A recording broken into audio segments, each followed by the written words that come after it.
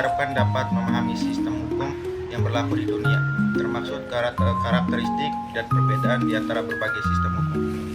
B. Tujuan instruksional hukum. 1. Pengertian sistem hukum adalah apa itu sistem hukum. 2. Kelebihan dan kekurangan sistem hukum. Memahami kelebihan dan kelemahan dari masing-masing sistem. 3. Penerapan sistem hukum. Memahami bagaimana dan mengapa suatu sistem hukum diterapkan di negara tertentu. 4. Kiblat negara terhadap sistem hukum. Mengetahui negara mana yang mengacu pada sistem hukum tertentu, misalnya negara yang menganut civil law dan lain-lain. Pengertian sistem hukum menurut para ahli. Yang pertama, court and voice. Sistem sebagai aturan yang memiliki tantangan tertentu dan sebagai metode atau prosedur untuk menyelesaikan masalah. Yang kedua, HLA Hart. Sistem hukum sebagai kesatuan peraturan-peraturan yang terbagi menjadi peraturan primer atau norma perilaku dan peraturan sekunder atau prosedur dan validitas. Yang ketiga, Mertokusumo. Sistem hukum adalah kesatuan yang sebagai dalam bagian-bagian yang saling berhubungan dan saling bekerja sama untuk mencapai tujuan hukum. Yang kedua, ciri-ciri sistem hukum. Yang pertama, berorientasi pada tujuan. Setiap bagian dari sistem hukum memiliki tujuan yang jelas. Yang kedua, keseluruhan lebih dari jumlah bagian-bagian. Hubungan antara bagian yang menciptakan kesatuan yang utuh. Yang ketiga, keterbukaan terhadap sistem yang lebih besar atau lingkungan, interaksi dengan sistem lain. Yang keempat, transformasi. Bagian-bagian sistem bekerja untuk menciptakan suatu yang bernilai. Yang kelima, keterhubungan antara bagian-bagian sistem harus cocok satu sama lain. Yang keenam, mekanisme kontrol. Ada ketentuan yang mengikat bagian-bagian sistem. Yang ketiga, hukum sebagai sistem. Hukum dianggap sebagai sistem yang kompleks, terdiri dari berbagai bagian yang saling berhubungan dan bekerja sama untuk mencapai tujuan tertentu. Sistem hukum juga bersifat terbuka, tidak lengkap, dan memungkinkan interpretasi yang lebih luas terhadap berbagai sistem hukum.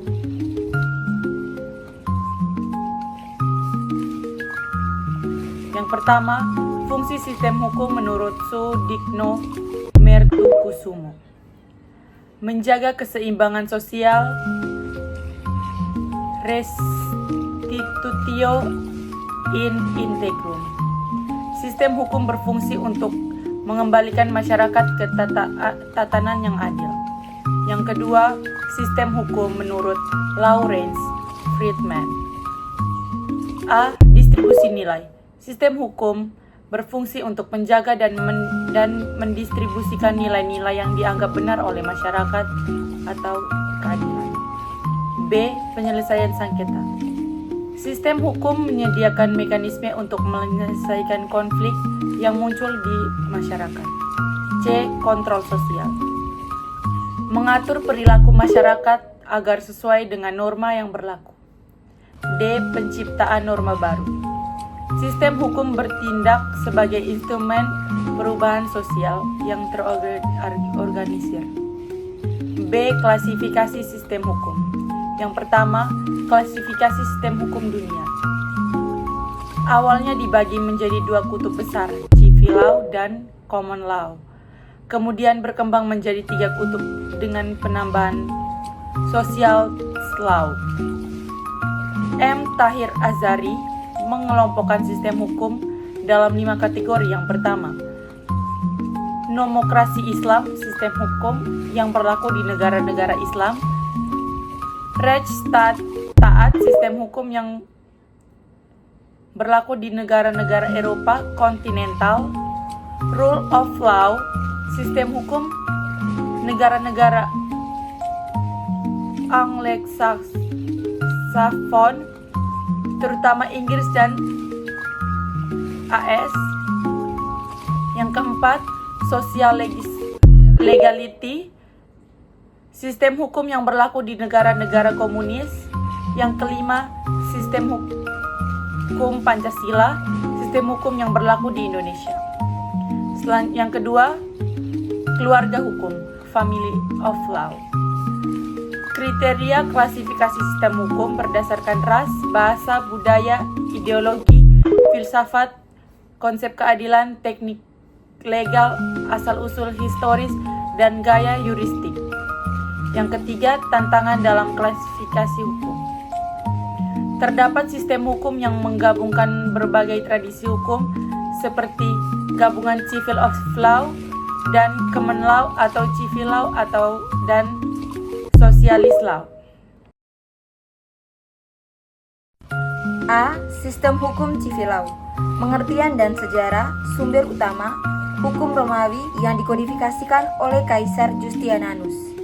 Negara-negara Eropa kontinental menganut civil law yang mengutamakan hukum tertulis atau kode law. Ciri-ciri civil law. Yang pertama, pembagian hukum menjadi hukum privat dan hukum publik. Yang kedua, pendekatan deduktif, mengaplikasikan aturan umum untuk mengatasi kasus spesifik. Yang ketiga, hakim lebih mengandalkan hukum tertulis, tidak terikat pada putusannya sebelum atau preseden. Sistem hukum common law. Sumber utama jurisprudensi atau putusan pengadilan yang menjadi dasar hukum utama. Muncul di negara-negara Anglo-Saxon, Inggris, Australia, dan negara-negara persemakmurannya. Ciri-ciri common law, jurisprudensi sebagai sumber utama hukum. Strak decisis, hakim terikat pada keputusan pengadilan sebelumnya dalam kasus yang serupa. Sistem peradilan yang memberikan kebebasan kepada pihak yang berperkara untuk mengajukan bukti dengan hakim bertindak sebagai wasit. Sistem hukum sosialis.